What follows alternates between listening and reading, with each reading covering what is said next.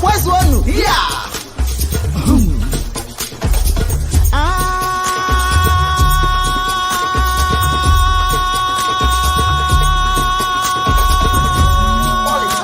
Oko nyamini nyamini Koko nyamini nyamini Koko nyamini nyamini Koko nyamini nyamini Ibole Ibole Ibobo ndamamihe Ibole Ibole Ibobo ndamamihe Ebulanyelu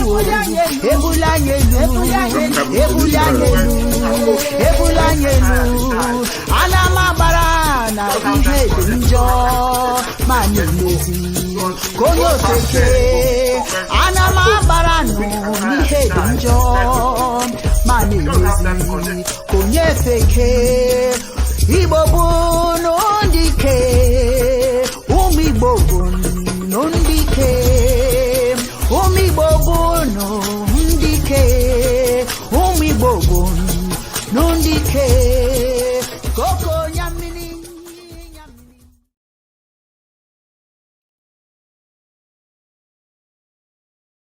Ụlọ nsọ gị Chukwu ka ị na-abata bịakwute ya bịa zuru ike Anya bịawa ịsọpụrụ gị ugbu a bịakwute ya bịa zuru ike bịa o bịakwute ya bịakwute ya bịakwute ya bịa zuru ike bịa o bịakwute ya bịa o bịakwute ya bịakwute ya bịa zuru ike Chukwu nna n'ụlọ gị ka ị na-akpọ gị bịakwute ya bịa zuru ike Otito na-adịrị gị mgbe niile bịakwute ya bịa zuru ike bịa o bịakwute ya bịakwute ya bịakwute ya bịa zuru ike bịa o bịakwute ya bịa o bịakwute ya bịakwute ya bịa zuru ike Ụmụeliwayi kọta n'otu bịakwute ya bịa zuru ike ka anyị jikọfe ya ofufe Gọdian bịakwute ya bịa zuru ike bịa o bịakwute ya bịakwute ya bịakwute ya bịa zuru ike bịa o bịakwute ya bịa o bịakwute ya bịakwute ya bịa zuru ike Gọdianism bụ ịhụnanya n'udo bịakwute ya bịa zuru ike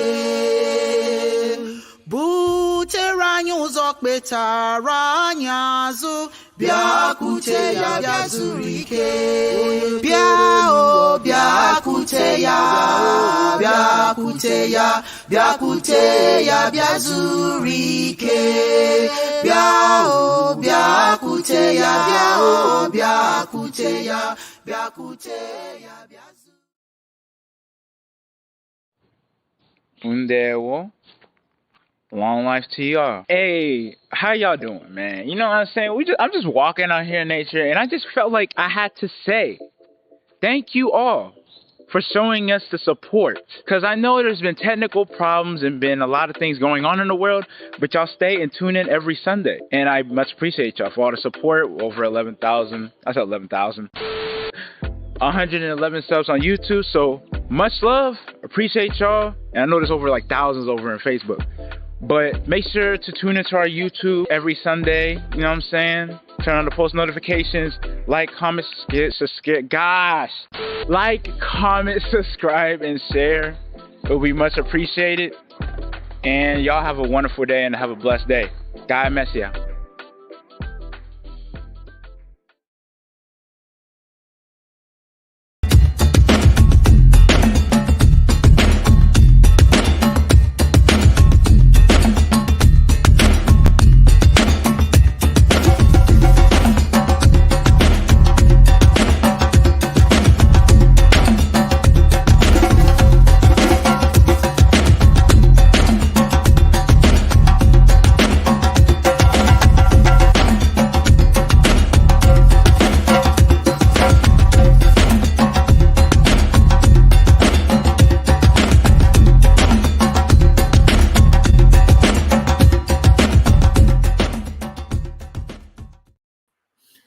Ndewonu.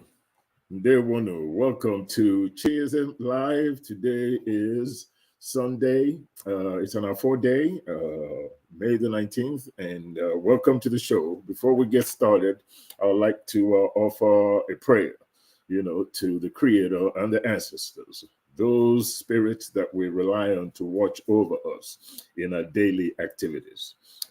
Otite niile dịrị Chineke, ọbasi dị elu, Chukwu obiọma, Chidi ebere, Olisa nwa amara, ka ụzọ anyị ọbụla niile bụrụ ihe, ka ihe ọbụla akpatụrụ aka bụrụ sọ mma, ka ụwa niile site n'ozi ọma anya nwee obi aṅụrị taa na mgbe ebighị ebi.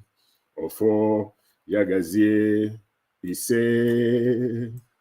All praises to Chi, the Creator, the Supreme Being, Chi the Good, Chi the Magnificent, Chi the Magnificent with grace. Let every way of our lives be light. Let all our acts be crowned with good. May the world prosper from our ministry, now and forever. So let it be. Amen. Well, folks, today's topic is a good one. It's probably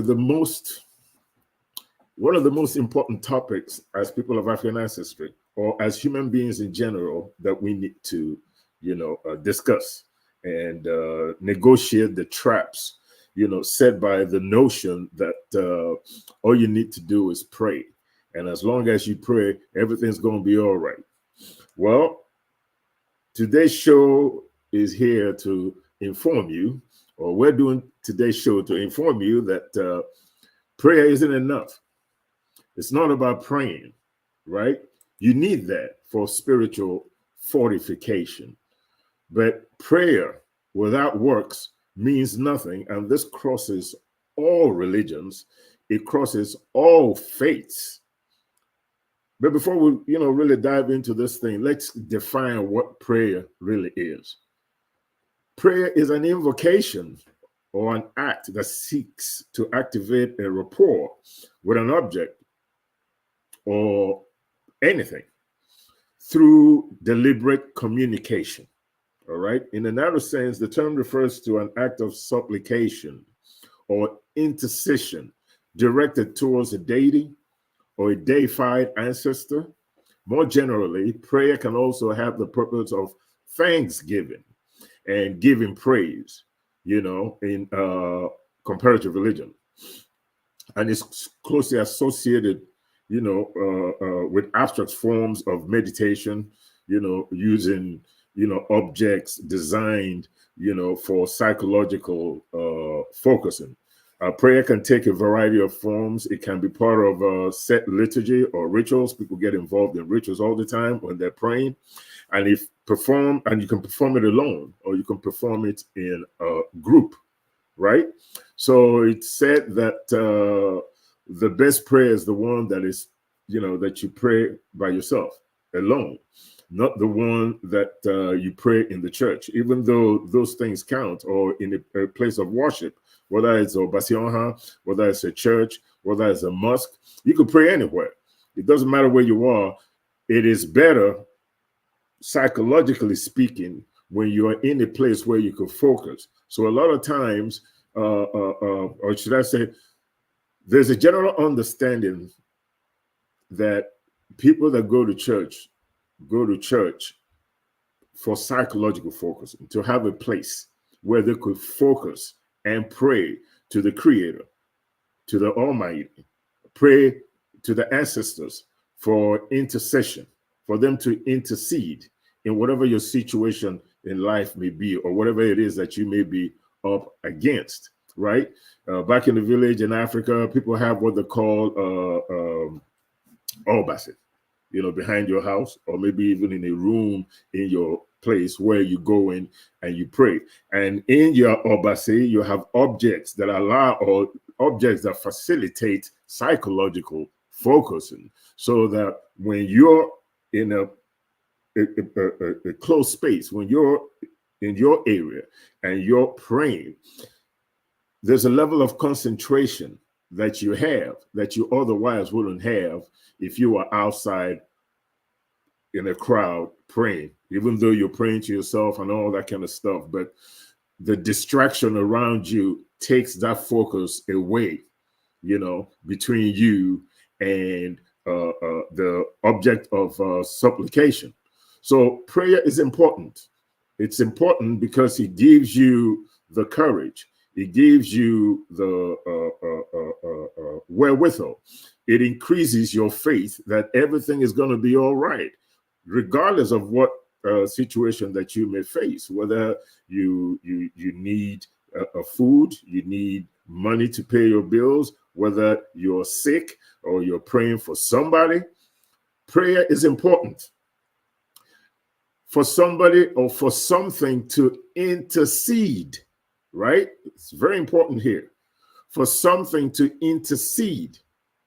However, it doesn't mean that because you believe in God, because you believe in Chineke, you believe in the Almighty, you believe in your ancestors, you believe in the spiritual forces around you that can help or enable you to accomplish your goals, it doesn't mean that you shouldn't put any effort behind your prayer. You cannot jump out of an airplane without a parachute. I don't care how powerful you think your God is. You cannot climb a tree and without any means of support, let go your hands and legs and then think that you're not going to fall. You're not going to fall just because you believe in God. You believe in Chineke. Chineke is probably going to just look at you and say, this person is nuts. It's crazy. You want me to help you, but you don't think it's important enough for you to at least hold on to the tree. You are sick. There's something wrong with you physically. You need some spiritual, should I say, some spiritual intervention, somebody to intercede or something to intercede on your behalf, to take your message to the spirit world, to the realm that is not of this world. But you don't think that it's important enough for you to do something while you wait for this force to intercede? You're looking for a job. You pray about it when you woke up in the morning. You prayed about it at night. You prayed about it when you woke up in the morning. But you're sitting at home wanting Chineke to help you get a job. But you don't think it's important for you to get out there and look for a job. And then hope that Chineke opens the door for you to walk through. You have a job interview and you're sitting there in front of the job interviewer. And you don't think it's important for you to answer some questions. You think it's okay because you prayed about it, you could just sit there and let the job come to you. You have to say something to convince the person interviewing you to offer you the job. I was listening to a video, I think it was a Russian person, and it was a professor, and he was talking about the fact that Africans have been taught to pray about everything. But nobody ever taught them that they have to put some work behind that. Praying is good. It's good for your mind. It helps to gin you up so you don't lose hope, regardless of what the issue might be. But if you're not out there hitting the pavement, doing what is necessary, your prayer is not going to happen for you. Whatever you seek, you're not going to get it. We have situations all over Africa, particularly in Igbo land. This is something that I've seen, firsthand. And I'm sure there's a whole lot of you out there listening to this program that can back me up on this. We actually believe that Nigeria or Africa, or specifically Igbo land, all the way to my state of Abia, that things are going to work out. Things are going to get better as long as we pray about it. We go to church every day, and the preacher tells you, all you got to do is pray your sins away. All you got to do is pray, and God will intercede. Really? Is that what you think? You think the kids out of the desert, their parents in Somalia somewhere. You think the parent in northern Nigeria with Boko Haram harassing everybody, you think they don't pray? And yet they end up dead? You think they ended up dead because they are sinners? Or do you think they ended up dead because we as humans, somewhere along the line, lost compassion and the ability to resolve political issues or spiritual issues without violence? My sister, Dibia, Dr. Onyioha, said to me one time when I was having some difficulty, and she said to me, wherever your behind finds itself, your mind put it there. Generally speaking, that's true. But sometimes things happen to you that you have no control over. Like if I was traveling up north and I'm driving and we get stopped by bandits and I get robbed or get shot or whatever.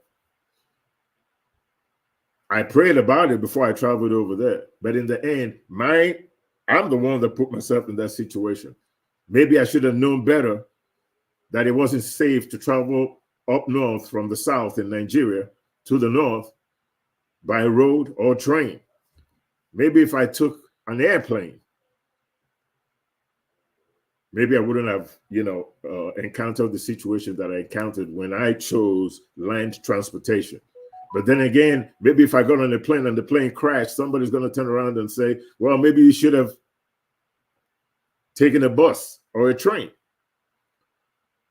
So no matter what happens in our lives, when we dig deeper, we will find that we as human beings are responsible for it.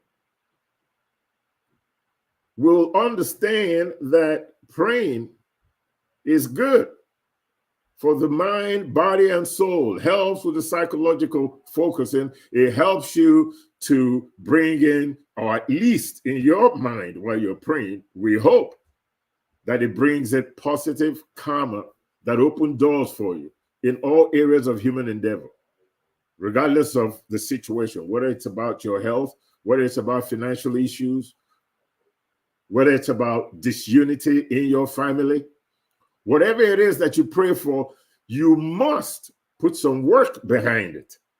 Because if you don't, your prayer is null and void. Prayer without works is dead. You could pray all you want to. On the personal level, as a community, as human beings, as Africans, praying without putting in the work means nothing.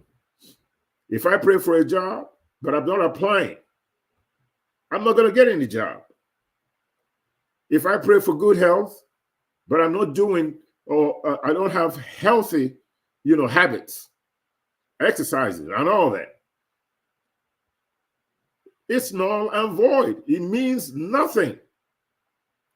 Regardless of what it is that you pray about, there has to be a level of involvement by you in terms of the work that you're doing, in terms of what you need to do to get to your objective or achieve your goals, in terms of what strategies have you implemented to help you towards those goals. Because if you're sitting around praying all the time, hoping that prayer will help you achieve, you're wrong.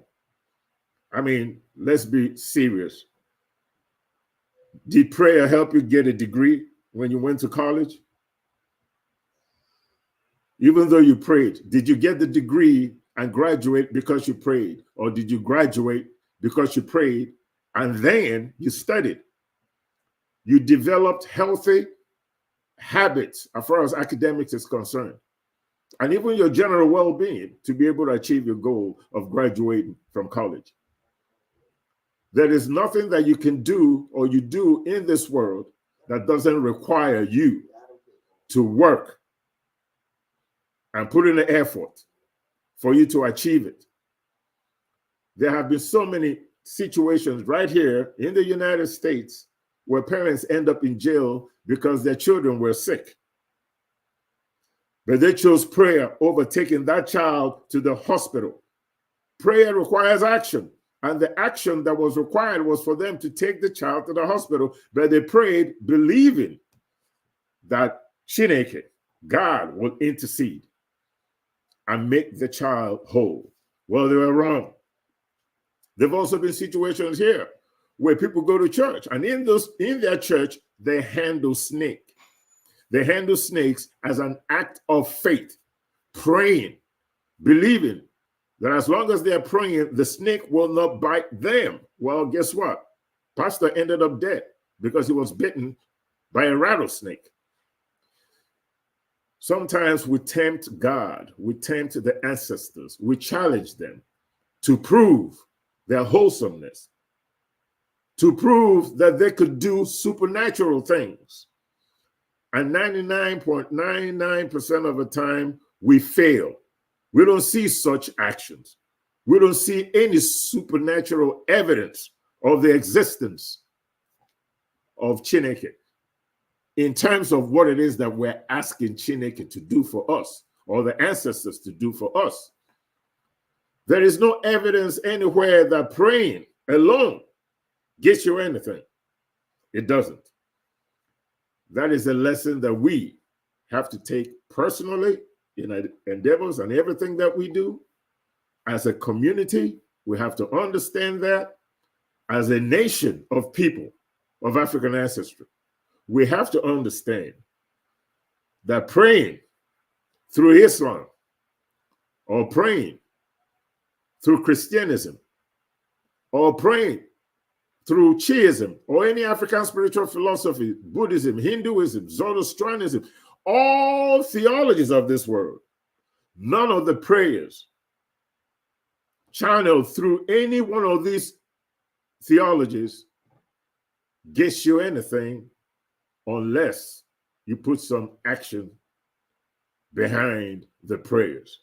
Ladies and gentlemen, it's my privilege and pleasure to bring in Dibia, Chiedozie, Okoro, to elaborate on this topic.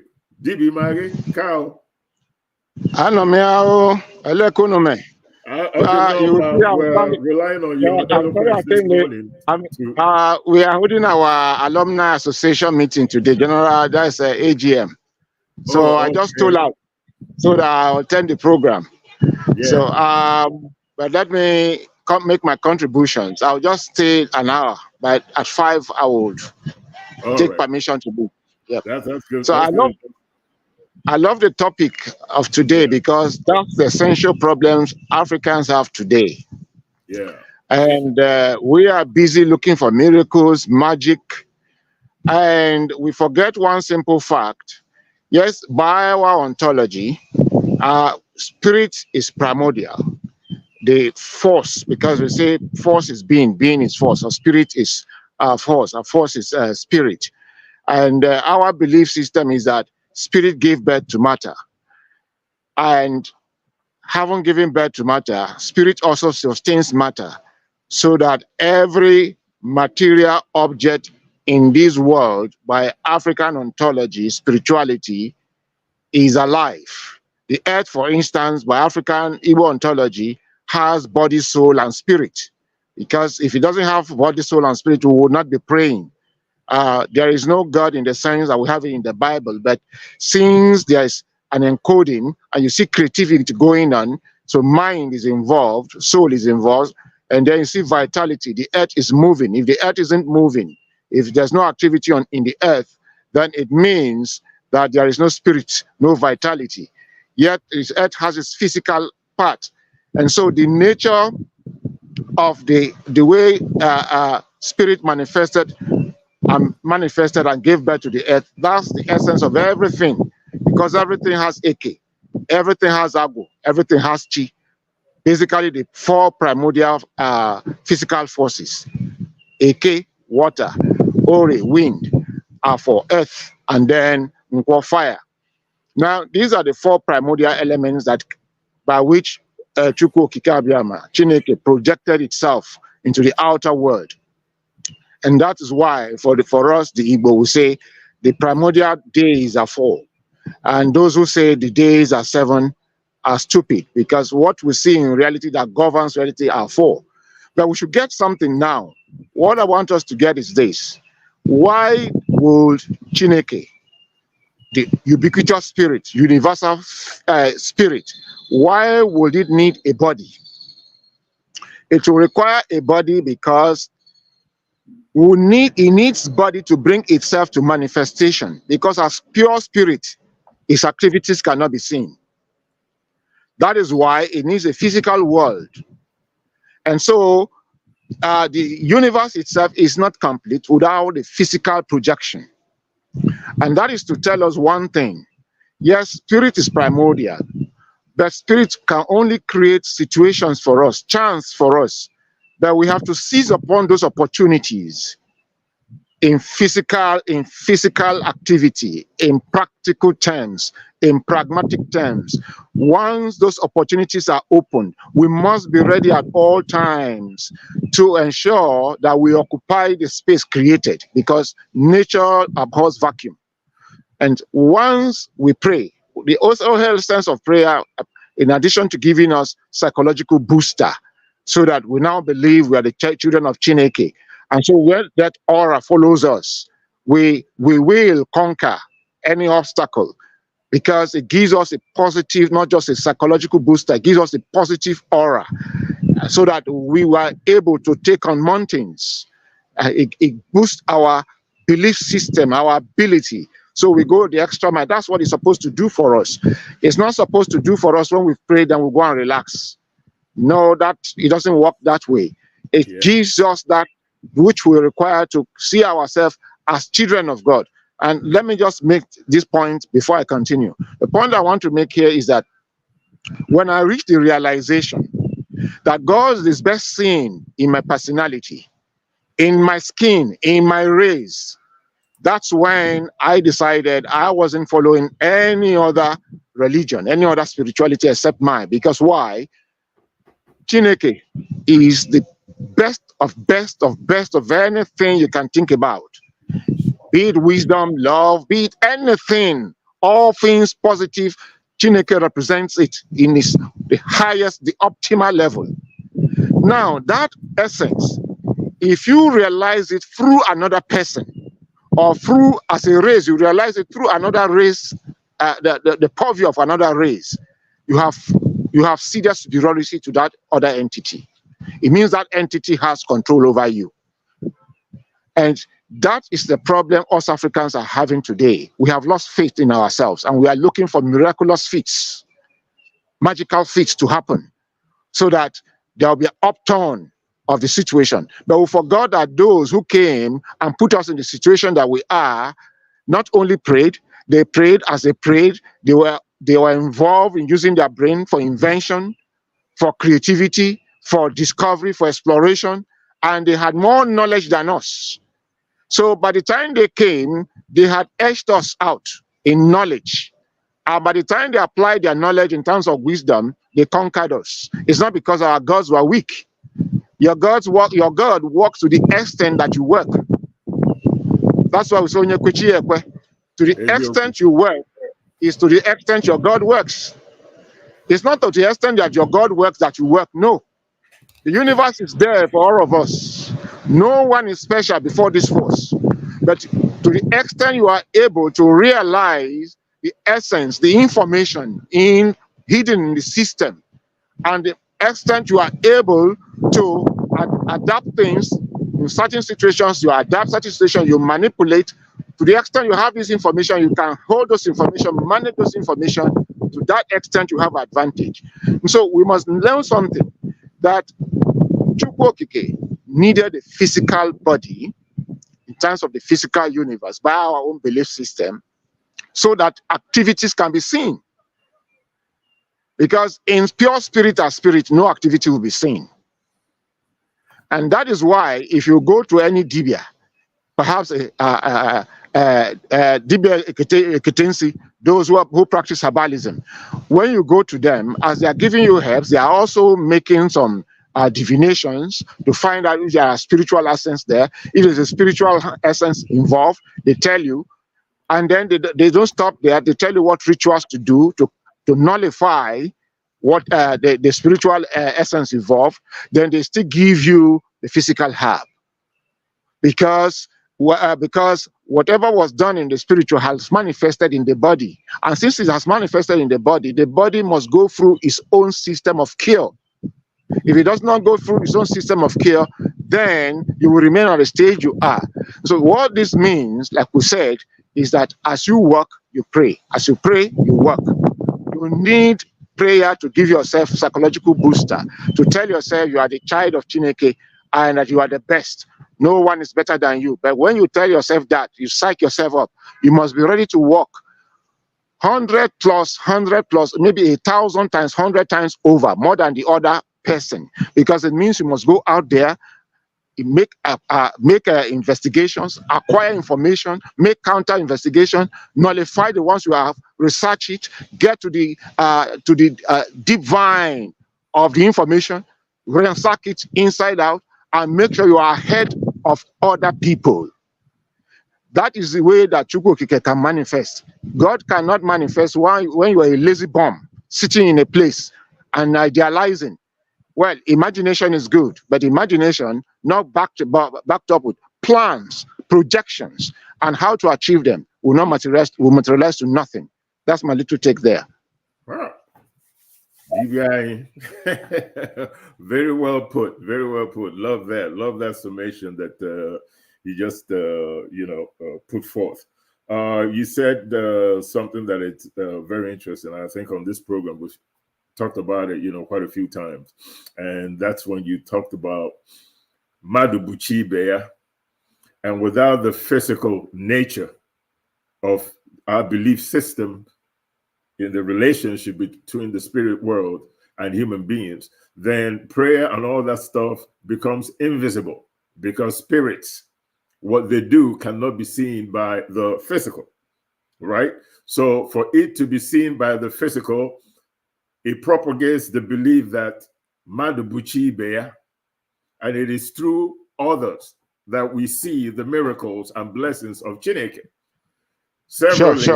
Yeah, several times on this show, I have talked about the fact that if you needed money and you prayed in the morning, then you went out hoping to get $100 so you could pay your bill. And you prayed about it. But then when you prayed about it, you did nothing to help facilitate this communication between you and the spiritual world, right? So you didn't go look for a job. You didn't go ask Dibia Chiedozie for $100. You didn't ask your mother, your brother, your father, nobody for that money. Now, if I ask Dibia Chiedozie for $100 and Dibia Chiedozie gives me that $100, Chineke, the ancestors, the spiritual realm has now interceded through Dibia Chiedozie for me to get the $100 that I prayed for in the morning before I left the house.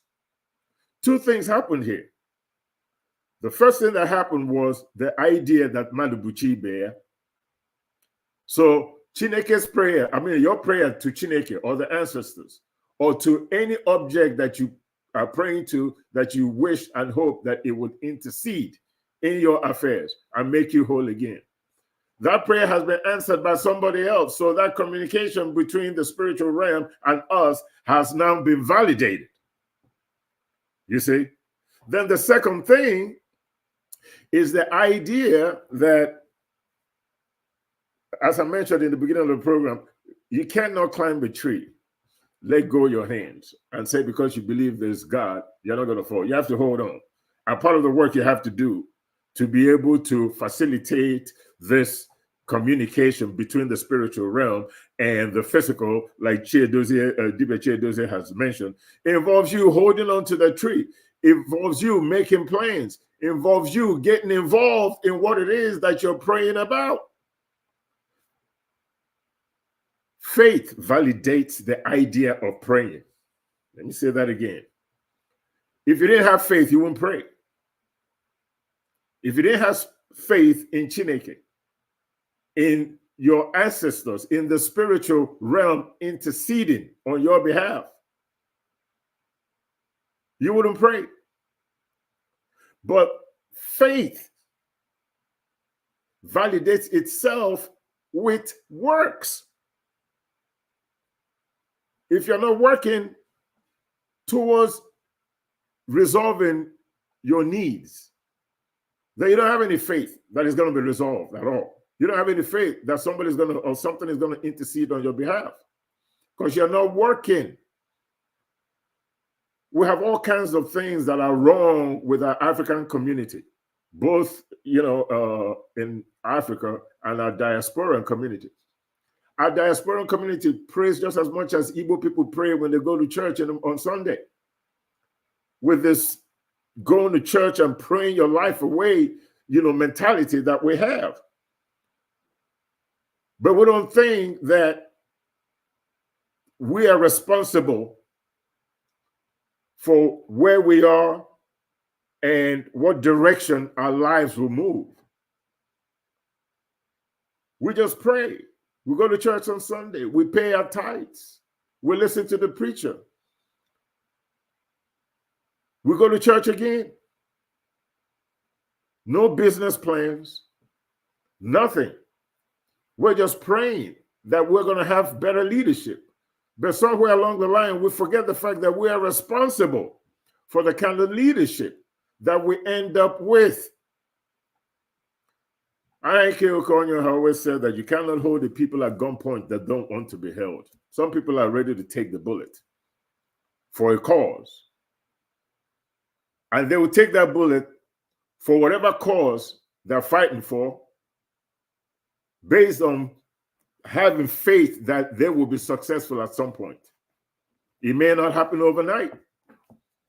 It might take some effort on your part.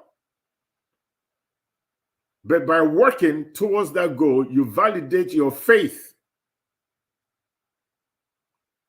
that the ancestors, that Chineke, that this intersection between the spiritual world and the physical, and that you are that vessel. But you can only experience that relationship if you work, if you have faith, and if you pray. So it's not prayer, then faith. It's faith, then prayer, then action. In that order. I don't pray first for me to have faith. I have to have faith to pray. Don't get it twisted. It's not about prayer. It's about faith, really. You have to have faith to pray. You have to have faith that your needs are going to be met, that your actions is going to result in something that will benefit you, that your action will help you solve a problem, will help you meet a need. Your action is everything. If you're just praying and you're not putting any work behind it, it's meaningless. Hard work is necessary. It's a necessary component to overcome challenges. It helps you go and preserves you through obstacles, helps you make progress. Combining prayer with hard work can create a balanced approach. And you have to acknowledge both of them. As a people, as a society, on a personal level, it is about having faith in your cause, in your belief, having faith that things are going to be all right. Having faith that there's going to be the Chineke will intercede in your problem and help you resolve it. You pray about it.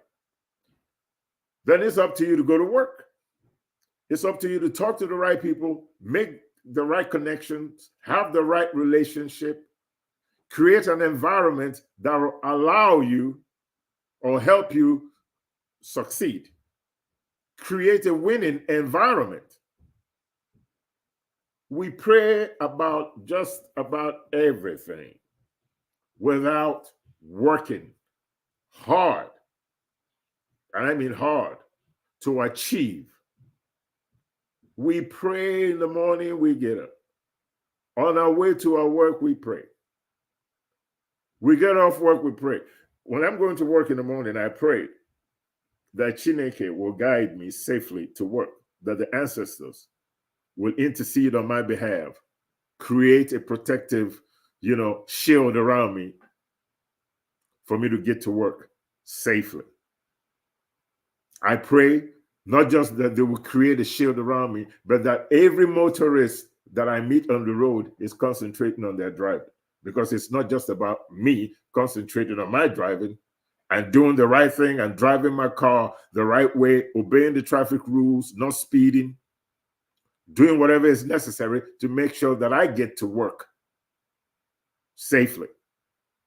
But I also pray that Chineke, the ancestors, intercede on my behalf to make sure that everybody else on the road has the same mindset that I have, to drive carefully, to make sure that the vehicles are maintained correctly so they don't end up having an accident or something happens to their car. And next thing you know, bam, there's an accident and everybody gets affected, whoever is within the vicinity.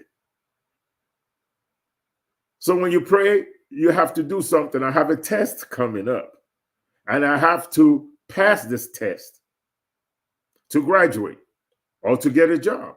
And then I pray about it.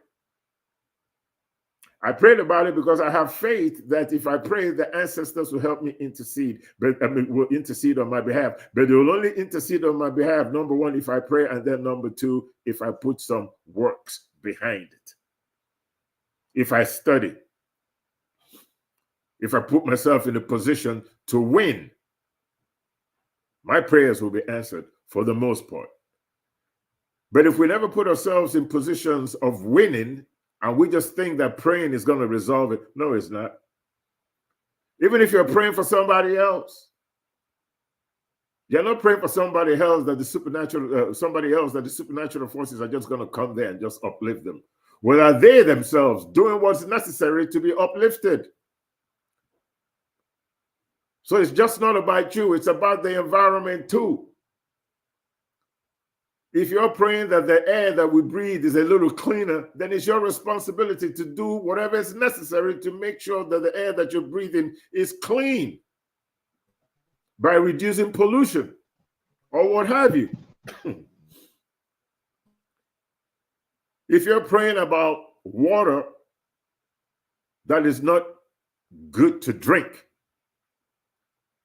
water that is not good enough or, purified enough for you to ingest, but you are here polluting your environment, not thinking that you have any responsibility for clean water, thinking that if you just pray about it, that somewhere from the heavens, a lightning bolt is going to come, strike the water, and the water will just be purified and you could drink it. You're fooling yourself. There is nothing that you pray about in terms of what you want to accomplish that you don't have to put in an effort. Excuse me. As long as you're praying about something that is within your control in terms of how hard you work at it, or in terms of what changes you need to make to your behavior, the way you think, to be able to validate your faith in a higher being. You have to do the work. There are no shortcuts. There's no way around. You can pray all you want to. There's a lot of people who prayed and died because they didn't do what they were supposed to do to make sure that they are a vessel so that the spiritual realm can intercede on their behalf based on the work that they're doing themselves. In Nigeria, my state, Abia State, we went through 3 governors. Each one of them served a period of 8 years and robbed and stole the state blind. Created so much poverty that Abia State pretty much became the worst state in Nigeria. And we prayed, and we prayed, and we prayed. Then Peter B came along with the Labour Party. And we ended up with a governor, Governor Oti. We voted him into power. Amidst all the political corruption in Nigeria, we stood firm. We were not going to be, limited in our actions by those in power, by the political parties that are ruling Nigeria. We deviated from the usual, should I use the word, rectitude, the usual expectations that those that have money and have power, those that can influence election results, are just going to do the same thing they've always done, at least for the past 3 election cycles, involving the 3 past governors before the current one. We gave that all up. It wasn't business as usual. For 3 governors, all we did was pray. But every election cycle, the same people came back into power until we decided, no, we're going to take control of the situation. We're going to really get involved in the political process. We prayed. We had faith that it's going to be all right. And we put actions into it, and we elected Governor Oti. Now, our governor in Abia State is the toast of Nigeria, is the toast of Abia State. We are very proud of him. We are proud of ourselves that finally, we just didn't try to pray our troubles away. We put some actions into it. And that involved making sure that we, this time, put somebody in power who has our best interest. Somebody who really loves his people. Somebody who really wants Abia State to succeed. And we got what we wanted. Chineke answered our prayers. God answered our prayers. The ancestors interceded through him so that our lives may be made better in Abia State through the right leadership. And that only happened because we put actions behind the prayer that we were praying. In everything that you do in life, faith is key. But faith is worthless if there's no works behind it. Some people will say that faith is works. And works is revealing of your faith.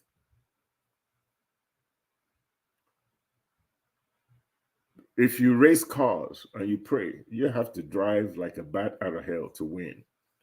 If you play sports, 100 meters, hurdles, short put, long jump, high jump,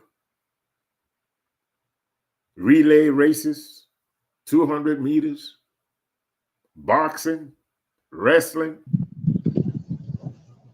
Doesn't matter what you're involved in sports, you could pray about it. But if you're not the better fighter, if you're not the better athlete, if you didn't work hard, if you didn't train hard, if you didn't do everything that was necessary to bolster your faith in yourself, and that faith is bolstered in yourself because you believe that if you do the right things, the spiritual forces will intercede on your behalf and you will win. Not because you are loved more by Chineke. That's not why you won. I see a lot of boxers, they get up there and they say, I want to give thanks to the Almighty for me having knocked this person's head off and knocked them out. And I'm sitting there saying to myself, oh, so you're telling me that Chineke is watching box and Chineke prefers you over Mike Tyson. So Chineke is going to help you beat Mike Tyson. Now, you beat Mike Tyson because at that particular moment, your faith in yourself and the work that you put in was better than the work he put in, or whoever your opponent is or was. Not because God loved you more and that's why you won. You're just because you were a better athlete. You worked harder. We have to be objective about prayer. We really have to be. And I think that's one of the biggest detriments that we have in our African communities globally. We pray too much. We just do. The Europeans that came and colonized Africa, they prayed too. They went and got their guns. They put faith in their guns. They came to Africa, shut up Africa, took whoever they wanted to, and you couldn't do a thing about it. Not because their God, their Christian God, was stronger than yours. They just had bigger guns.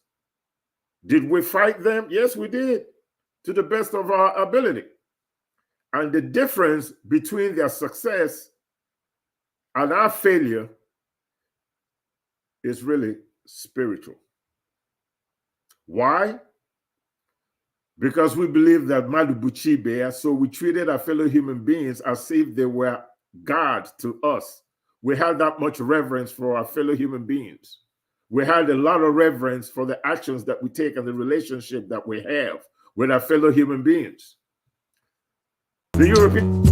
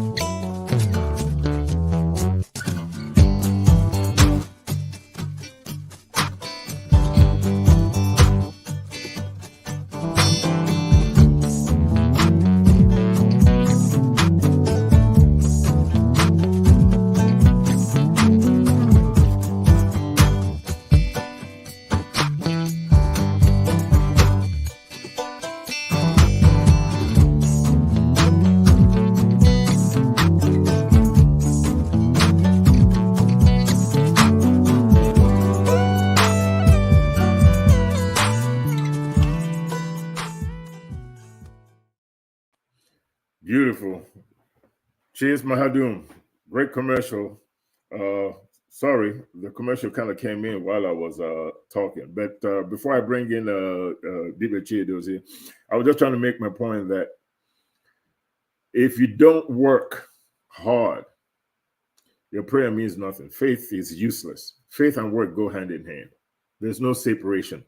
It's like somebody saying there's a separation between church and state. No, there's not. Religion has always been part of politics, and it's always going to be part of politics. Because politics involves law. Religion also involves law. And to control people, both of them work hand in hand.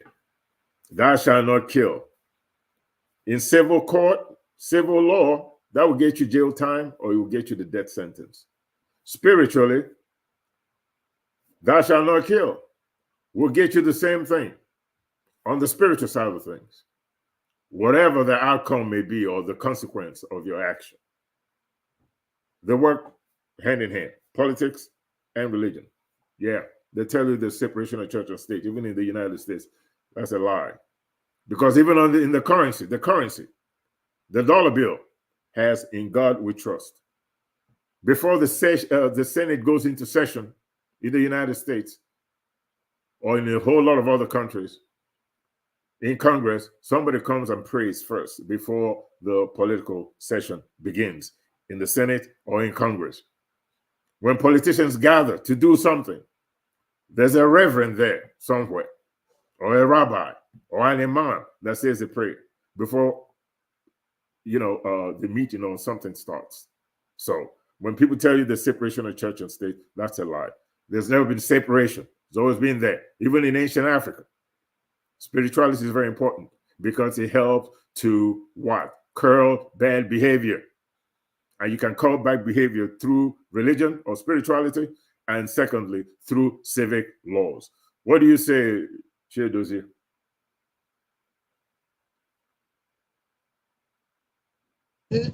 Yeah, just still talking about our spirituality. Yeah. We should know that one of the essential attributes our spirituality has to offer the world is that of duality, the duality of spirit and matter, that they are complementary, they complement each other.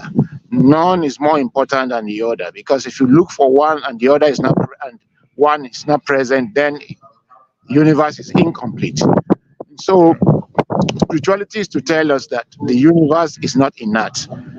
Physical, nothing in the physical universe, natural physical environment is inert. Everything is endowed with energy. Everything is endowed with spirit. And so we can call on spirit, and if we know the code, it will answer us. It is the same spirit we're calling through the internet, using chips and other things. Science is digging into it. And so what we call spirituality does not end that we just do rituals. The way our forefathers did it. Some other civilizations have turned their own into science, because science grew on the background of witchcraft, of extrasensory perception. Yeah. It grew, they didn't throw it away. And up to today, they have not thrown those things away. If you to go to for conference in say in Athens, part of the conference is what they call tourist scholarship. And then you go to the shrine of Zoo. If you want to visit the shrine of Zoo, $10. If you want to enter the shrine of visiting the shrine of Zoo is $10. Entering the shrine of Zoo, $10. You want to take a picture in the shrine of Zoo, $10. So that's $30 for me alone. Maybe I want to now go to a palmist in Zeus a shrine to read my palm and tell me my future $10. Maybe by the time I finish, before I know it, if I'm hysteric about the Zeus shrine, I might have ended up with $100 there. Only when I leave before the hypnosis leaves me. So it's that we do not know how to use our own spirituality. And so we have to embark on what others have done. We have to improve on our spirituality because we have abandoned it, or we have been abandoned. No, we have been abandoned, say about 200 years back now, from the time of slave trade, when we were suppressed. Our spirituality became suppressed, and then we now hopped on other people's spirituality. The science that we're talking about today is the Western people taking on their own spirituality, adding other people's own. And up to today, they're traveling around the world, doing researches, improving it. So the spirituality we talk about, they know about it, but they use it to improve their own purview. And so what we need to do is to re-educate ourselves, know that we have to read to the end of the world, 4 corners of the world, gather information. But before we do that, we must start with our own spirituality, because charity begins at home. And so when we start with that, then we need prayer to be guided. Well, the essence of prayer is, like I said, apart from a psychological booster, create a positive aura, so that wherever you go, some things just work out the way you least expect. You'll find the right people. That's the thing that prayer helps you to do. Because when you pray, what you are doing is that you believe that when you are praying, what you're doing is that you believe that the universe has a mind. And this mind that the universe has, you are invoking it. You are saying it should work in your favor. But you know you are not the only one prying into it. Other people are also prying into it to work in their own favor. And so there is no God in the sense that the God is like Dibia or Chiedozie is there with his children. I'm there with my children. I have to oversee their school fees. I have to, No, there's no God like that. The God that we talk about is like the ocean water. It's there for everybody. It's like the air. It's there for everybody. So you make your own best fleet. The way you make your fleet is the way it flows in the ocean.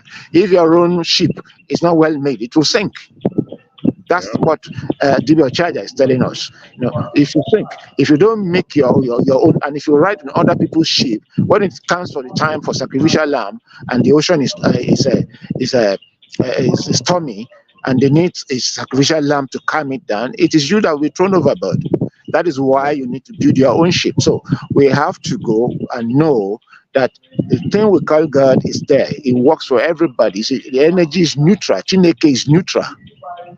We are the one calling it to our own favor, and that is why we need, beyond the individual person, we need group consciousness. Because when we have a group consciousness, then it means that as a group, as a race, we are uniformly digging into it for one common target. So that when we have, say, 1 billion Africans who are projecting into that spirituality for the purpose of African, you can see that we will do better than when just about 100 of us or just one person. Because today, no matter how powerful an individual is, he's not going to overwhelm a billion people who are praying towards the same purpose of projecting Christianity or Islam. That's the problem we have. And so we need this. We need to understand that prayer is like recharging. That your phone, you need to recharge your credit when it's getting finished. You need to charge your phone when the battery is getting low. So that's what prayer does to us. We recharge.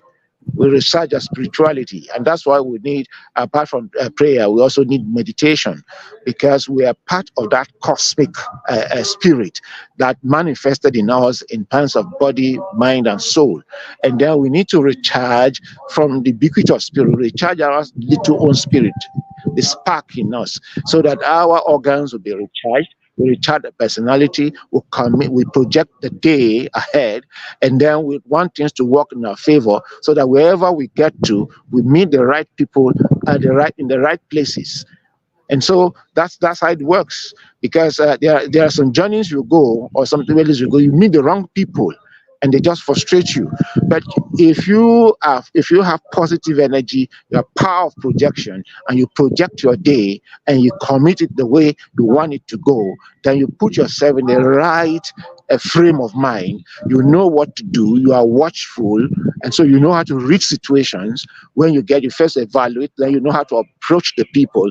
You always find the right people, and then you develop your psyche that when you spot the right people, you see the sign in them. You are not just waiting for that to be, this is the right person. You have developed a way of knowing the right people. Psychologically, you can know them. So you approach them. That's the kind of thing you psych yourself when you put yourself in favor of the cosmic mind, so that things will work in your favor. But like we said, that Dibia Charger said it, okay, Dibia has said this several times. If you don't develop the positive aura, develop your intellect, and gather information, know how to read situations, you will not be able to translate adversities into advantages. That's what prayer has us to do. Believe in ourselves, calling on our own internal abilities, and calling on the cosmic to enhance these abilities of ours in situations. Okay, we're having some technical difficulty.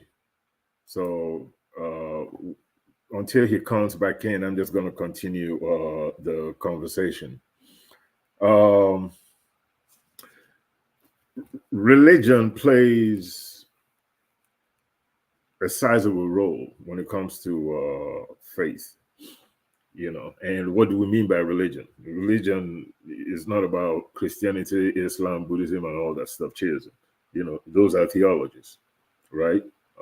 Those are systems of approach, that for the most part culturally relevant to a specific group of people. Oh, okay. There you go. I'm going to stop what I'm saying now. You continue with what you were talking about, Dibia Chiedozie. Yeah, just to wrap up on my view, I was saying that we have to create things in our own favor, but we also have to develop ourselves, because spirituality, prayer, the practical prayer is that we have to internalize this prayer to develop our abilities to be at the top of the game everywhere we are, without necessarily insulting people, affronting people, intimidating them. No, but we go into them with respect, reciprocity, and before they know it, things begin to work in your favor. That's why we need the prayer. That's why, so that we ask things to be in our favor. But being in our favor, we must also practice equity, ofonogu. But in practicing ofonogu, you must learn that you must also not bow your head to things that are not necessary. You must be on top of the game. That's why we need prayer. So our spirituality practice complementarity of in everything. And that's the point that Dibia Charger made before he asked me in. You know, he said that you can't separate politics from spirituality, spirituality from economy. For us, everything is interwoven. They are complementary. Yeah. That's our spirituality. And so we must learn to see how things complement each other, how one thing complements another and another. They link, but amongst all the things, we must know them, master the information, know how to ignite them, know how to manage them towards success. And the whole thing about prayer is to develop, both in practical, pragmatic, and spiritual terms, abilities to always turn adversities into advantages. That's why we need God. Outside that, then existence is useless. That's my little thing. Well said. As a matter of fact, I'm going to kind of like ride your coattail and kind of buttress what you're saying a little bit more. I want people to understand what beyond the idea that faith without works is meaningless. I think we've done a pretty good job of establishing that on this program today. But I also want to say one thing. Did you want to say something, Dibia Chiedozie? Were you saying something? No, I just want to take permission. I miss someone. Okay. No, I want to take permission so that, yeah, it's time for me to go. Okay. We appreciate your presence today and your contributions. And God bless you, Chineke Goziegi, and hopefully your day is just as wonderful as mine is right now. Yeah, guys, you okay, man? You say. All right. Okay. Yeah. So, like I was saying, and Chiedozie is taking his lead now. You know, yeah, guys, here. Faith. Yeah, guys, yeah. Let's say religion and economics work hand in hand. If we didn't believe that we would be blessed,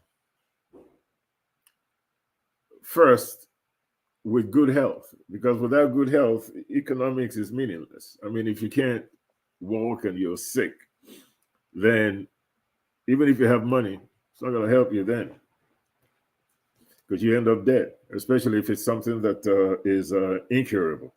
There's absolutely nothing you can do about it with all your money and all your wealth. But we as African people, because, you know, this subject, we could discuss it from a personal level in terms of prayer without works. And we've spent quite a bit of time talking about it.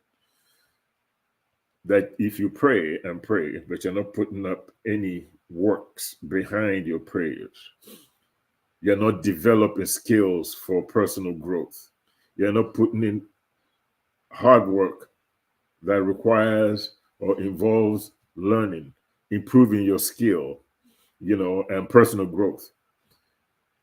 If you're not doing all those things, then praying is just a fool's errand. It is through persistence and dedication that individuals can acquire valuable skills and knowledge that will help them reach their goals. This is on a personal level. And this is relative in all religions. So it's not just about a chase. It's not just a chase thing. This is how we see the world as chase. But I'm sure that this is also important in all other world religions or other faiths. There's hardly any faith out there that I am aware of that just believes that all you have to do is pray. And as long as you pray, everything's going to be all right. Christianity doesn't say that. Judaism doesn't say that. Islam doesn't say that. Shiism doesn't say that. Buddhism doesn't say that. Hinduism, Zoroastrianism, Baha'u'llah, whatever, doesn't say that. Even Jainism, that doesn't believe in a creator. According to Jainist doctrine, the universe and its constituents, soul, matter, space, time, and principles of motion, have always existed. So they don't believe that there's a creator that just got up one day and created everything. They believe the universe is part of this infinite force that, as far as time is concerned, you can't trace it. We count everything in the solar system or in the universe in the billions and billions of years. You can also make the sense that it goes back trillions and trillions of years, zillions of years. How far back? Different stars, different universes, different black holes. How far back they go in terms of their creation is anybody's guess. And I don't think we'll ever pinpoint that. Because once you establish that something is millions of years old, then here comes another proof that it's billions of years old. And then when you establish that it's billions of years old, next thing you know, now somebody's coming up, it's trillions of years old. And some of them are very recent. There's a star Andromeda type thing that was going on some kind of a universe that is only 500 million years old. And as a matter of fact, because of the accelerated growth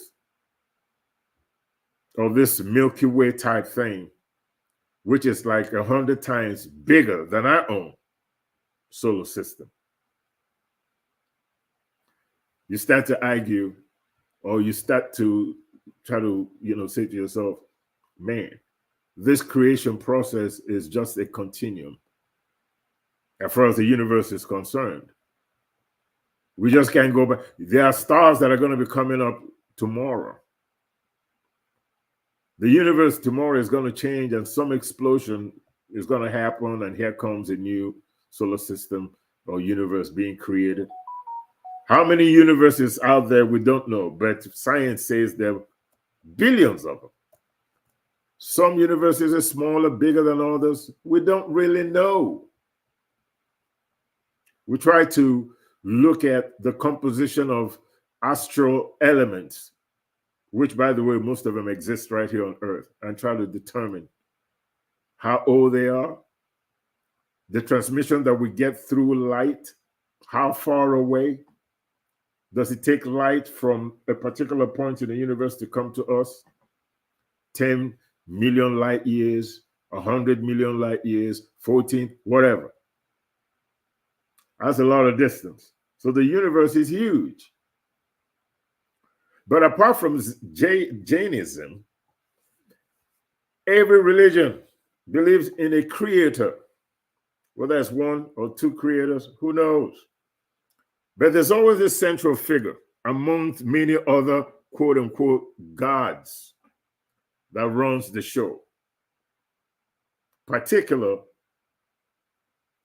in monotheism. And that will involve theologies like Shiism, Judaism, Christianity, Islam, all that stuff that believe in a central creator. But what our adversary or competitors, or those people that enslaved and colonized us, one thing they understand is the economic importance of faith, of religion. And it takes it away from personal exercises that you have to go through to validate your faith in your prayer. We as Africans don't understand, in today's Africa anyway. That was not the case prior to colonization and slavery. But after we got the Bible and the Quran dropped at our shores by the invaders, by those that came and colonized and enslaved Africa. We failed to realize that religion has a lot to do with economics. In the United States here, for example, religion contributes about 1.2 trillion of social economic value annually to the United States. I don't know what the figures are in Nigeria, but you can bet your last dollar. I'm going to find out. This figure I just gave you is equivalent to being the world's 15th largest national economy. Just the religion in the United States. And I'm not talking about those in Europe or anywhere else. Now put all that money together. And you might just be talking about the greatest economic value of any economic asset, greater than technology, greater than housing, greater than any other economic instrument. The amount of money in the United States from the religious sector is $1.3 trillion. People, think about what I'm telling you. The amount of natural resources that the Europeans and the invaders took from sub-Saharan Africa, validating their invasion through their religion, telling us that our belief system is worthless, that they have the real backing from the real Chineke, from the real God, and sold us this bill of lies. And we bought it hook, line, and sinker. And today we're wandering around in the desert waiting for rain, when all you had to do was go to the jungle. Go to where things grow, plants are, you get all the rain you want to. But we're out here in the desert, in the Sahara Desert, walking around praying for rain. In the desert. And think the rain is going to just come because we prayed about it. You want water, and you're praying. And you're right there in the desert in one spot. And you think because you prayed, all of a sudden you're going to have water to drink. You didn't realize, first, you didn't need to be in the desert. Secondly, if you are in the desert, could you at least be next to an oasis that has water that you could drink? But that's Africa. This is our African community all over the world. Just pray about everything. But beyond this personal idiocy that we practice, the amount of money that has been taken from Africa through religions, the invasion of Christianism and Islam, $1.2 trillion is chicken change. It's nothing. Until today, we're still being raped through religious contributions, through the tithes that we're paying to these corrupt preachers and bishops and reverends that buy private jet planes because of our stupidity. Like Stephen Biko says, and Dibia, Dr. Osimiri always reminds me, the greatest tool in the hands of the oppressor is the mind of the oppressed. We don't understand the economic importance of religion, if it's primordial and if it's culturally relevant. People travel to India religiously to experience Hinduism or Sikhism. And those two theologies generate so much economic resource because people are traveling there to experience the cultural or spiritual traditions of others. And even those people within its boundaries that belong to that particular faith, no matter where they are, they end up back in India. If they're in India, they go to places in India that sustains their primordial core, which is Hinduism and Sikhism, and a little bit of any other culturally relevant supplication, religion. You go to Japan, it's Shinto. You experience everything religiously relevant about Shintoism in Japan because it's relevant over there and it's attractive to people outside of Japan and grounds people in Japan in their primordial core, and it generates economic opportunities because it's culturally original. Same thing with Christianity in Europe and all that. See, in Africa,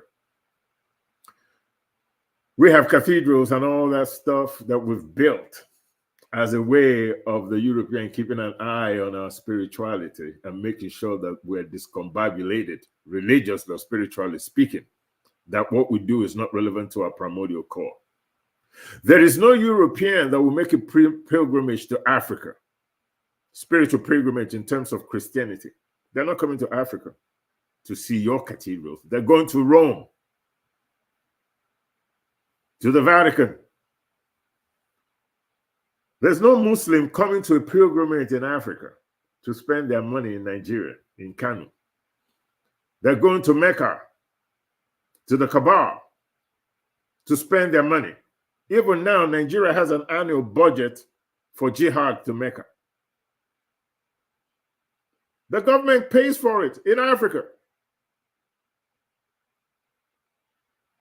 We travel to the primordial religious headquarters of different cultures to experience something different. No Indian is coming to Nigeria for a Hindu pilgrimage. Even though you have a Hindu temple somewhere in Nigeria, I'm sure there are Indians there and they have their Indian community, so they must have one or two Hindu temples. Regardless of how grand the temple is, they are not coming to Nigeria to experience Hinduism, which means that their money stays outside of Nigeria and stays in India. And people will travel from all over the world to India who want to experience Hinduism, and that is economic. It has economic relevance. They're going to come down and spend that money. But we as Africans, we don't seem to see that. Nobody's coming to us to experience culture that belongs to somebody else. We have been blinded by something shiny, according to Shaka Zulu. There was a time you didn't need a mirror to see yourself. Then the European came with a mirror. And all of a sudden, you forgot that your mirror was always your neighbor, somebody in your family, somebody who will look at you, tell you what you look like, tell you that's nice. And you will accept it with confidence that you look good. You didn't need a mirror. Today, you can't do anything when in terms of going out, going to a job interview, going to a birthday party, going anywhere without you staying in front of the mirror to make sure that you look good. You don't need somebody telling you anymore. You have no more dependence on your fellow human being. So they came with something shiny. They came with coins, whatever it is. They came with the idea that you had to bleach your skin to look white for you to be relevant. And you bought it hook, line, and sinker. And you're looking at yourself today, you can't even catch up with the 20th century, which is way past gone, let alone the 21st century. We're doing the best we can for those people that see and understand, those people that haven't come in, the deep thinkers, understand exactly how this stuff works and how interwound it is. Why being culturally original is very important, particularly because of the economic aspect of faith. Oh, believe me, there's no faith without economics. And when I say economics, it doesn't mean big car and everything else. Economics is, as a matter of fact, the lowest rung in Maslow's hierarchy of needs is your physiological need. And physiological need is economics. It involves roof over your head. It involves the food you eat. It involves the land that you are on or you farm. That's economics. Farming is economics.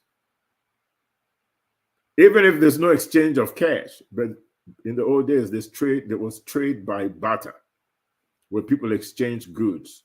If somebody is a corn farmer and you're a yam farmer, but you need corns, or somebody is also a vegetable farmer, but they need yams, you go to the marketplace. This is trade by barter. You need vegetables. You go to the guy who grew the vegetables. He needs yam. You give him yam. He gives you vegetable because you got a whole lot of yams. And the yam that you showed up in the marketplace with are the ones that you want to trade for something you need. So you trade just like you trade with your cash. You have money. You go in there, you want to buy a loaf of bread. So you exchange a loaf of bread for $1. An exchange takes place. That's economics. And you're just dealing with your physiological need. And based on that, it's mind-blowing to think about the amount of money that comes into the coffers of religious institutions annually. But in Africa, all the money that comes into the religious institutions are institutions that were established by your colonizer and your enslaver, and they're still stepping on your throat today, making sure that you don't have the right leadership while you're praying, making sure that the only leaders you have are the corrupt ones that have no love for their people, making sure that all you think about is the idea that money is the root of all evil, that it has no value, that you cannot do good with money. Religion tells you that. Christianism tells you that it will be easier for a camel to pass through the eye of a needle than a rich man to get to heaven. It encourages you to be poor, to not value success, whatever that might mean to you, economic or otherwise, to bring yourself down to the lowest realm so that you can step into this heaven that you cannot get to until you die, so that your success in the world, as we know it, is meaningless if you end up in hell because you got money. It doesn't teach you that you can make money honestly and use money for the good of people. It tells you that it is easier, or it will be easier for a camel to pass through the eye of a needle than a rich man to get to heaven. That's a terrible message, because it tells you that wealth has no meaning here, has no value. And yet, just in the US alone, religion contributes $1.2 trillion to the socio-economic value annually to the United States. And yet, in the same Bible, they tell you that a poor man has a better chance of going to heaven than a rich man. If that's the case, why all this money?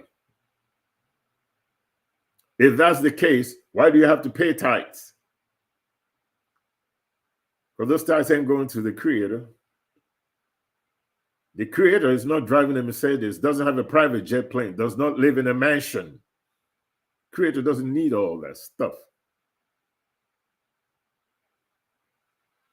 Because everything of this world and outside of it, in terms of physical manifestations, not the spiritual part, and even that belongs to the Creator.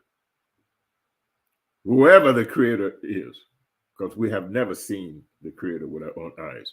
We represent the Creator based on our understanding. When you walk into somebody's personal obase,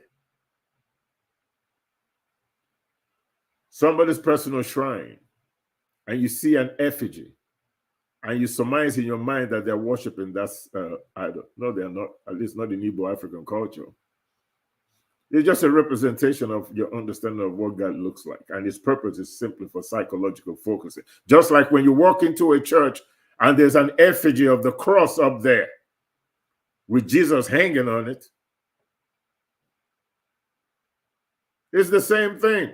Why would you walk into a church with a cross hanging on the wall? People kneel down in reverence to it, or maybe worshiping it, or you're walking around with a cross around your neck and you're kissing it. That's idolatry. Why do you have the right to do that, but I don't have the right to put an image of what I think God looks like in my house, kneel down for the same psychological focusing, and pay homage? Why do Buddhists have a statue of Buddha in their places of worship, and they pay a reverence to it? Why do most religions have a symbol that represents a deity or the creator, or holy men that represented something good, that did something good for the people, and then we have a representation, physical image of these people or entities, and we pay reverence? Some people may say worship. I don't believe in the worshiping part anyway, because that means that you believe that that idol that you carved yourself, it wasn't an idol that was given to you by Chineke. That idol did not come from the creator. The creator did not come up to you and say, here's this idol. Make sure you pray to it if you want to talk to me. You made all that stuff up yourself. Whether it's in the Bible, whether it's in the Quran, whether it's in the Torah, the Avesta, in the Nkomi, whatever we find in those books, we as human beings put them in there while claiming inspiration from the Creator. Jesus wasn't a playwright. He didn't write anything. God didn't sit around and write. We say the people that wrote it were inspired. But it seems to me that the only people that were inspired to write holy books were those people that belonged to the Abrahamic religions. They seem to not recognize that other religions have holy texts written by inspired people too. We have the Nkomi, written by inspired people. All holy books, regardless of what the religion is, are written by inspired people. No inspiration is more special than the other, because all of us claim inspiration from the same Creator. And you have to really be a deep thinker, have Nkomi, and study these religions and understand it. Not just do some macro research and then come up with a blanket statement that people worship gods. No, the use of the word God is the word, it's the understanding and the placement that the European put on it. They're deities. There's only one God. Ubangiji, Tamuna, Uvuzulele, Nkulu, Jiami, Chineke, Chukwu, Olodumare, Jehovah, God, Allah, Yahweh, whatever you call God. If you believe in monotheism, one creator, which most religions do, we all believe in one creator, and that inspiration is the same. We all can claim inspiration for all these different holy books, then turn around and claim that only our own holy book is the right one. We have a monopoly on the real creator. Everybody else's creator is a God with a lowercase letter G. We minimize, and I mean there, European religions, Abrahamic religions minimize the creator of other religions, making their own creator the right one. Coming up with a narrative that they're the ones that worship the true God, and that anybody else worshiping any other God, even though the religion is monotheistic, is invalid. And when God created human beings and we went through evolution and migrated from Africa and all that, God decided to choose his own favorite people and support them. And then threw a middle finger to every other human that God created, or every other evolution that was, engineered by the Creator. All of a sudden, this same Creator that we are told loves his people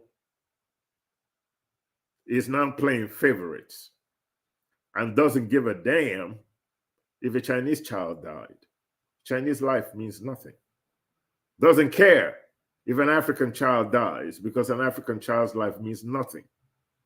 Doesn't care if a Native American child dies, if an Aborigine of Australian child dies, if a Palestinian child dies, if a Chinese child, Indian, Arab, Aztec, they're Americas. Only children that belong to their religion are relevant. And they wrote it in their book. Moses asks the Pharaoh to let his people go, speaking for God. Because God was too weak to speak to Pharaoh. So he tells, let my people go. Egyptian people are not my people. These Israeli people are my people. These Africans are not my people. These Japanese are not my people. These are my people. These are the ones that I love. I don't love nobody else, even though I created them. Makes you wonder, why did you bother to create them? Why did you just stick with the Hebrews? What do you need me for? You needed me to prove to the Hebrews that you are their God. That's why you killed all the first sons of the Egyptians. That's why you sent the pestilence, the locusts. That's why you turned the water to blood. That's why you engineered all kinds of diseases against the Egyptians to prove to your chosen people that you are their God. Why bother putting people through that kind of hell? Why didn't you just create the Hebrews and leave it that way? What do you need the Eskimo for? You understand where I'm going with this?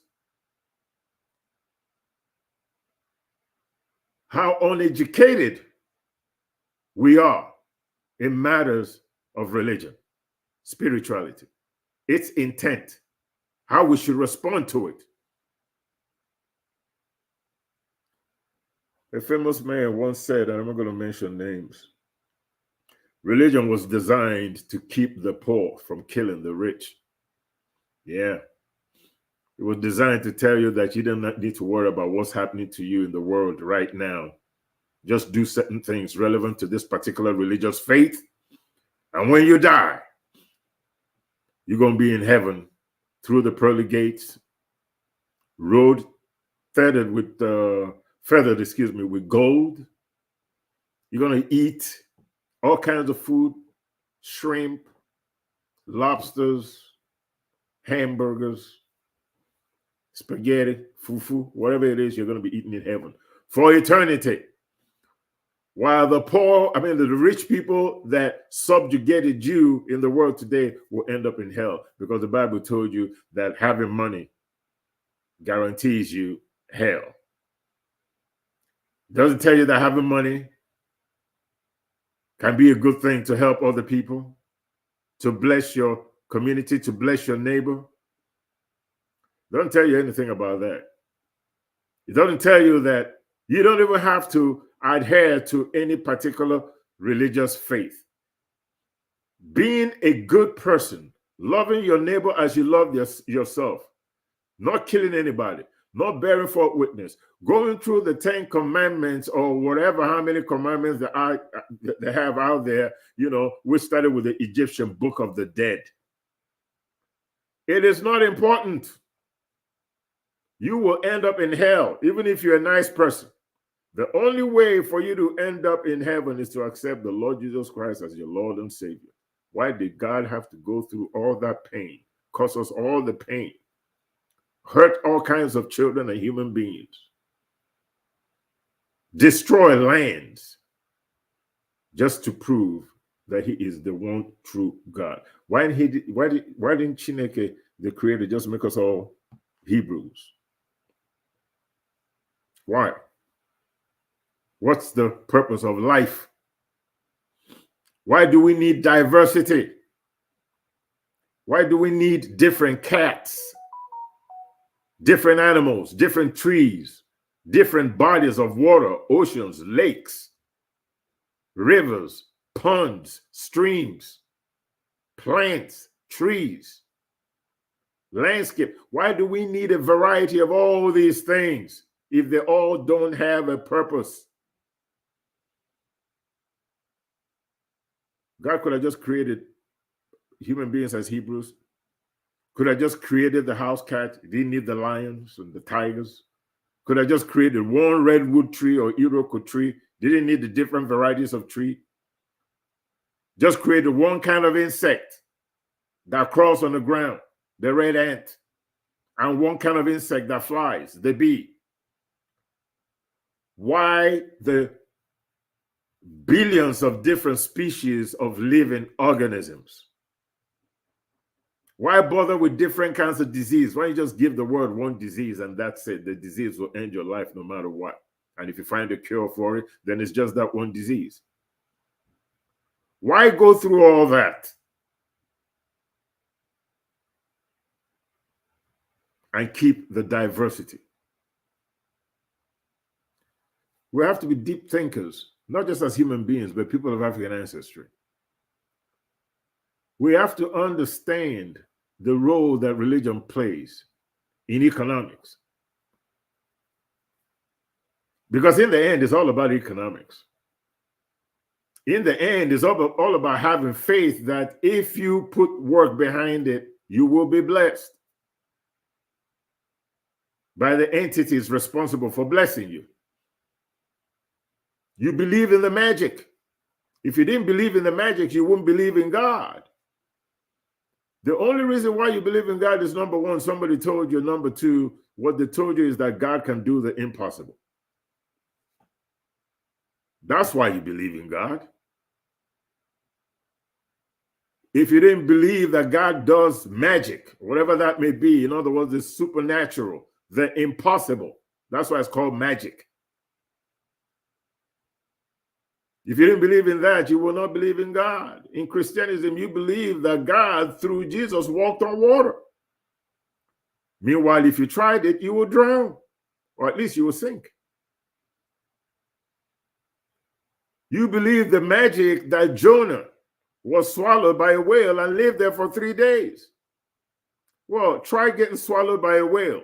Let me see if you survive 3 days in the stomach of a whale. Why don't you go try that? You believe in the magic that water was turned into wine.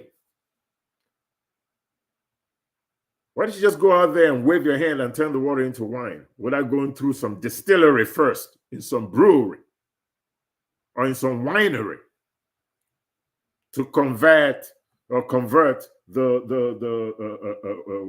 berries and all that into wine? Why don't you go try that? Why don't you go cast one net and catch 1 billion fish? Better yet, why don't you go raise the dead? Because you believe in the magic of the Creator. That's what they teach you in your holy book of Christianism and any other religious book. They all have magic in it. Without that magic, you will not believe. If you believe that only you have the power to change your lot in life, why would you believe in a creator? You wouldn't care. You would be going to church. And most people that go to church are poor, have a level of inadequacy. I don't see Bill Gates in church every day, every Sunday. Mark Zuckerberg. I don't see them in church. Alhaji Dantata. I don't see them. How many times do you see Oprah Winfrey in church on a Sunday? Or Jay-Z? How many times, which church do these billionaires go to on Sundays? I'm not saying they don't pray.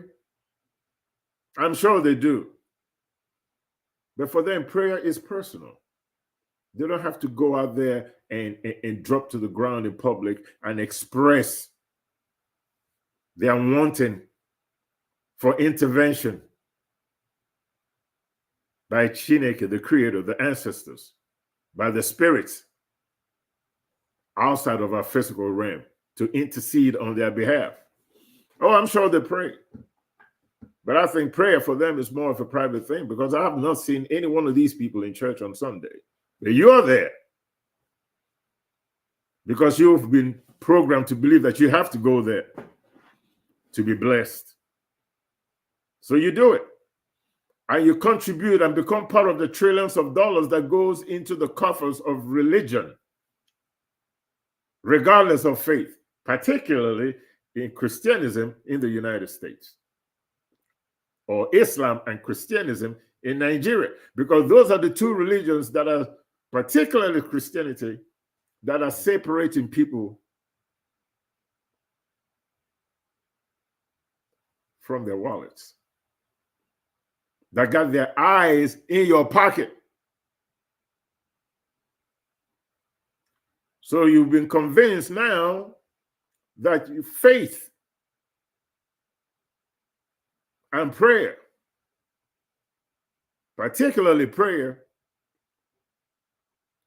and the exercises involved in the prayer, which includes paying tithes and contributing to the same entity that justified your colonization and enslavement in the first place. So you're spinning in circles. You don't think you have to do anything.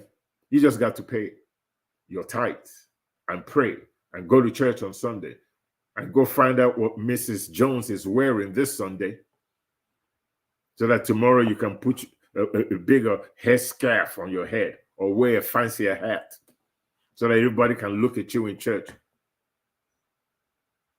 But then when you go home, you have no pot to piss in. You've been convinced that prayer goes hand in hand with tithes, as opposed to faith first, prayer, then works behind it, so that your prayers may, not all the time, but may be answered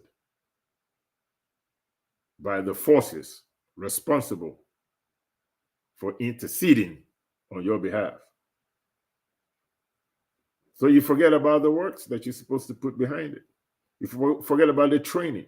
You forget about developing skills and growing and working hard. You forget all about that. In Africa, in our African communities all over the world, we've forgotten about development. We don't have any self-love anymore, because they're telling you it's your personal relationship with the Almighty that is important, not your relationship with your own community and your neighbors. Excuse me. That is just as important as your relationship with God, because in the end, the people, you're interacting with your environment, you're interacting with people. You're not interacting with Chineke on a daily. Chineke doesn't go into the kitchen and cook your meals. You got to cook it yourself. Chineke doesn't get behind the wheel and drive your car. You got to drive it yourself. God doesn't take your exam in school. You got to take it yourself. And that also involves you studying, polishing your skills, developing your skills, growing, personal growth and otherwise, for you to take that test. When you go to see the doctor, God is not the one with the stethoscope.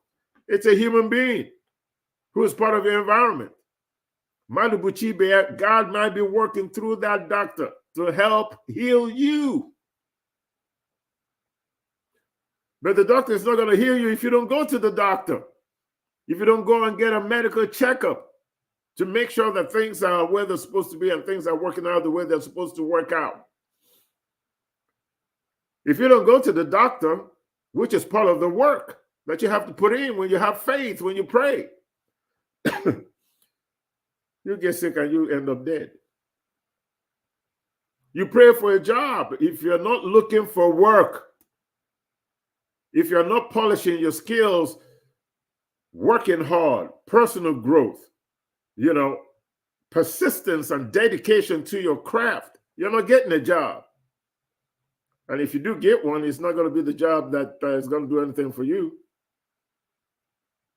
But it's a job anyway. Put some money in your pocket, but it won't get you to your goals if you have one. Financial goals or social goals or otherwise. You'll be stuck at the bottom of Maslow's hierarchy of need, which is physiological. As long as I can eat, even if it's one meal a day and I got a roof over my head and I'm not out here with the elements beating on me, the sun, the rain, and all that stuff, I'm good. Forget about sociological needs or need for self-esteem or need to belong somewhere or need to self-actualize. Forget about those things. I'm just stuck at the bottom here just trying to get something to eat. So you stay poor because that's all you're worried about. You haven't done what is necessary to get yourself through 1, 2, or 3, or 4, or even 5 of all hierarchy of need per Maslow. So you pray. Wake up and pray. Chineke, please, Biko, God, help me. I need a new car.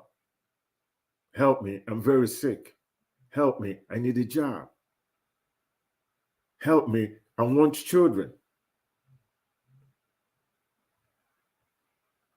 Help me, help me, help me to do all kinds of things, but I'm not willing to do the work. You want children, but you're not willing to get married. To create an environment where the children that you do have may prosper and become productive citizens with good character. It takes work. Everything takes work. Prayer is not enough. Faith and work go hand in hand. Because if you didn't have faith, you wouldn't be praying in the first place.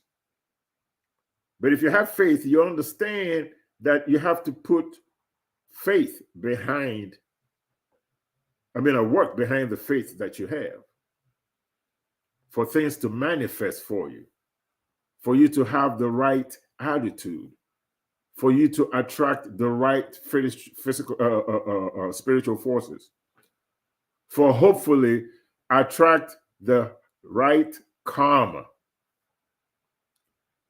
so that you can achieve your goals and what you want to accomplish in life, whatever those goals might be. I believe in Chineke, the Creator, as my source of inspiration. And most people that are monotheistic in their thinking believe the same thing. I believe in the Almighty God. I believe in Chineke, the Creator of the heavens and earth, as my source of inspiration, strength, and as my protector. I believe in the universal brotherhood of man under the parenthood of one Chineke, of one God. Love your neighbor as you love yourself. Do unto others as you would want others to do unto you. Thou shalt not kill, thou shalt not steal, thou shalt not commit adultery, thou shalt not lie, and in respect and obedience to elders, just laws, and in retributive justice. That should be your spiritual makeup. That should be how we all view the world, regardless of what religious philosophy that we adhere to. What I just said to you have universal application. I don't have to be a Christian to believe in the Almighty Creator. I don't have to be a Muslim. I don't have to be a Chiist. Just as a spiritual person that believes in a Creator without any religious allegiance. We believe in one God. Monotheism. And we understand, particularly in Chiedozie. As a matter of fact, in all religions, we know that faith without works is worthless. Even Christianism preaches it. So does Islam. We preach it in Chiedozie. But your preacher of the pulpit is the one that is telling you that all you have to do is pray. And yet the holy book that you read out of doesn't say that. It says that prayer without works is dead. It's right there in your Bible, in James. It says that in your Bible. Faith without works is dead. Praying without faith is dead. Because praying without faith is the same as praying without works. So if we want to really, really accomplish goals in our lives, have a better relationship with our neighbors, understand the implication of not working hard to help bolster your faith. Prayer is dead, meaningless, both on an individual level and communal level. The African community all over the world needs to understand this and also understand that religion and politics and economics go hand in hand. One hand washes the other. Without economic implications of religion, religion is worthless. Without the political relationship, religion is worthless. Without prayer, let's say without work, prayer is worthless because work involves faith and faith involves work, vice versa. And it's only when you have faith and willing to work does your prayer manifest. Maybe not in all situations, because not all situations can be controlled. Some people say, well, I prayed and I did everything and yet it didn't work out. And some people will tell that, well, maybe God was busy helping somebody else. I simply say it's the luck of the draw. Why? Because good things happen to bad people and bad things happen to good people every day. It's not because God loves somebody else. The good guy who does everything right gets some hardship put on him because God didn't like him. No, things happen. It's just the way it is. If your karma is right, your karma is right. If it's wrong, it's wrong. A lot of times things that happen to us has nothing to do with our faith or hard work or prayer. Sometimes you're just in the wrong place at the wrong time. And that's life. And that's necessary as far as population control is concerned. It's all part of this population control thing. War, famine, murders, all that. As painful as it is, particularly if it happens to you, is a necessary component of existence.